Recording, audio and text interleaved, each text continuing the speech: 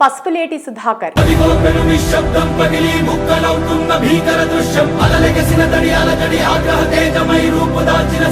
ధనం ఉంటే గుణం ఉండదు, గుణం ఉంటే ధనం ఉండదు.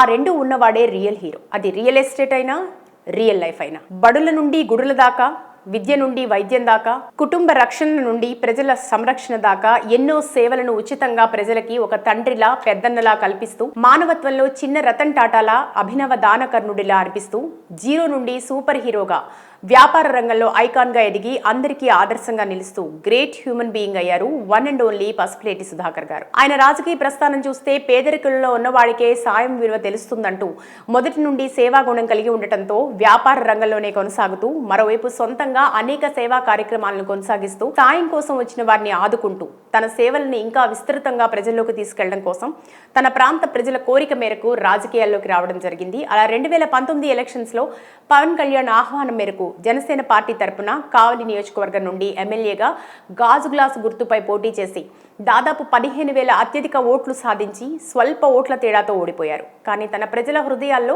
మంచి ఆదరణ పొందారు. అంతేకాదు రాజకీయాల్లో గెలిస్తే న్యాయం చేస్తా, ఓడితే సాయం చేస్తా అనే నినాదంతో తన వాదాన్ని ప్రజల్లోకి బలంగా తీసుకెళ్తున్నారు. ఆ తర్వాత కొన్నాళ్లకు సైద్ధాంతికంగా వివిధ కారణాలతో జనసేన పార్టీ నుండి బయటకు వచ్చి వెనకడుగు వేయకుండా సముద్రపు కెరటంలా రెట్టించిన ఉత్సాహంతో ఇంకా ఎక్కువగా తన సేవలను కొనసాగిస్తూ నిత్యం ప్రజలకు అందుబాటులో ఉంటూ ప్రస్తుత 2024 ఆంధ్రప్రదేశ్ అసెంబ్లీ ఎలక్షన్స్ లో ఇండిపెండెంట్ అభ్యర్థిగా ప్రజల ఆశీస్సులతో గెలిపే లక్ష్యంగా కావలి నియోజకవర్గం నుండి ఎమ్మెల్యేగా పోటీలో నిలబడ్డారు.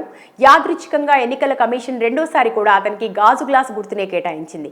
ఈ క్రమంలో ప్రజల ఆశీస్సులు తనకు ఉండటంతో ఈసారి ఎమ్మెల్యేగా అత్యధిక మెజార్టీతో గెలవడం ఖాయం అంటూ అసెంబ్లీలో ఎమ్మెల్యేగా అడుగు పెట్టడానికి రెడీగా ఉన్నారు. ఆయన జీవిత చరిత్ర చూస్తే ఆంధ్రప్రదేశ్లోని నెల్లూరు జిల్లా కావలి నియోజకవర్గంలో చెంచులక్ష్మి కుగ్రామంలో అత్యంత పేదరికంలో పుట్టారు. చిన్నప్పుడు ఆర్థిక సమస్యల కారణంగా ఎక్కువ రోజులు చదువును కొనసాగించలేక కేవలం 4వ తరగతి వరకే చదివారు. ఆ తర్వాత 11 ఏళ్ల వయసులో కుటుంబ పేదరికం కారణంగా పని కోసం హైదరాబాద్ బాటపట్టి కేవలం 45 రూపాయల జీతంతో ఆఫీస్ బాయ్గా జీవితం మొదలుపెట్టారు. కొన్నాళ్లు నిజామాబాద్లో పెరిగి ఆ తర్వాత కన్స్ట్రక్షన్ ఫీల్డ్లో డ్రాఫ్ట్ మ్యాన్గా పని నేర్చుకుంటూ 14 ఏళ్ల వయసులోనే కాంట్రాక్టర్గా మారి దాదాపు 50 మందికి ఉపాధి కల్పిస్తూ ఒక్కో మెట్టు ఎక్కుతూ అనతి కాలంలోనే బిల్డర్ గా త్రిపుర కన్స్ట్రక్షన్స్ స్థాపించే స్థాయికి ఎదిగాడు. కొన్ని వేల మందికి ఉపాధిని కల్పిస్తున్నారు. ఇక ఆయనకి భార్య సుజాత ఉన్నారు. వారిది ప్రేమ వివాహం. ఆమె కూడా భర్తని ప్రోత్సహిస్తూ అతని విజయంలో సగభాగం అవుతూ ప్రజలకి ఆదర్శ దంపతులుగా మంచి పేరు పొందారు.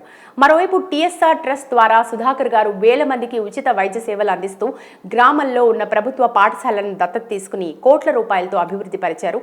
చదువుకునే పిల్లలకు అన్ని రకాలుగా పుస్తకాలు, బట్టలు, బస్ పాస్ సౌకర్యాలు, క్రీడా మైదానాలు మొదలైనవి చేశారు. గ్రామాల్లో గుడులు కట్టించడం, గ్రామ ప్రజల సంరక్షణ కోసం పోలీస్ స్టేషన్లలో వారికి మెరుగైన రక్షణ సహాయం, ఇలా రకరకాలుగా సాయం చేయడమే కాకుండా తను సంకల్పంగా ఇంటి దగ్గరికి వచ్చిన ప్రతి ఒక్కరికి వారి అవసరాలను తెలుసుకుని శ్రీమంతుడైన ధర్మాత్ముళ్లా సేవ చేస్తున్నారు. అలాగే పల్లె పల్లెకు పసుపులేటి అంటూ తన సొంత వాహనాల ద్వారా ప్రజల సమస్యలు తెలుసుకుని వాటిని పరిష్కరిస్తూ నిత్యం ప్రజలకు అందుబాటులో ఉంటూ సొంత కుటుంబీకుడిలా వారిలో ఒకటిగా ధైర్యాన్ని ఇస్తున్నారు. ఏది ఏమైనా సుధాకర్ గారు దేశంలోనే కావలి నియోజకవర్గాన్ని ఆదర్శ నియోజకవర్గంగా తయారు చేయడమే లక్ష్యం అంటూ క్రమశిక్షణతో పనిచేస్తూ రామబాణంలా దూసుకెళ్తున్నారు.